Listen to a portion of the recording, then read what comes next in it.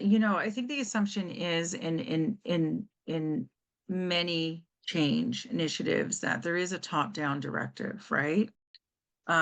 So we all do that great work, I hope, where we're positioning effective to leadership, right? To our sponsors, to our stakeholders, to understanding the landscape.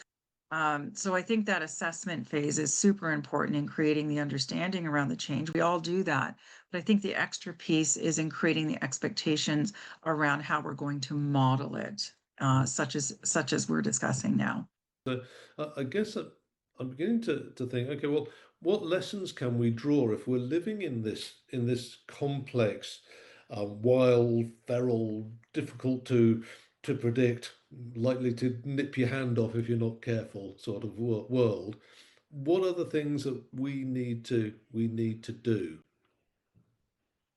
So really, when we're looking at things, it's first of all, I think having the appetite and a bit of the courage, if you will, to move beyond predictability.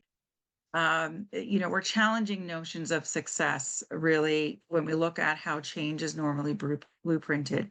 And you said this earlier, there's a beginning, a middle, and an end, right? So I think first it's the invitation to move beyond that linearity.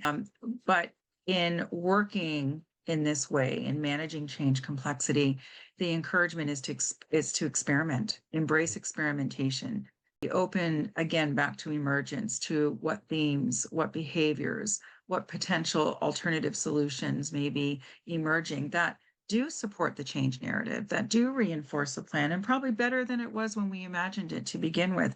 And then I think the last piece is really making sure, and you mentioned this already, that we're agile, meaning adaptable, flexible, nimble in our approaches, that even with, the best designs that we have on change, that they're built with room to adjust and to pivot and to grow and to embrace these discoveries.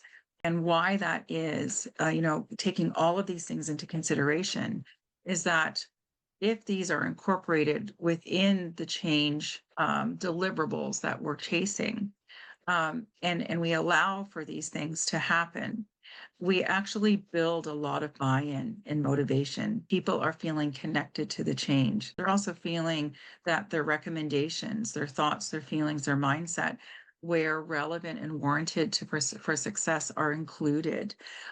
We can celebrate that the organization is not just going through a change initiative, but they're actually in the early stages of owning it.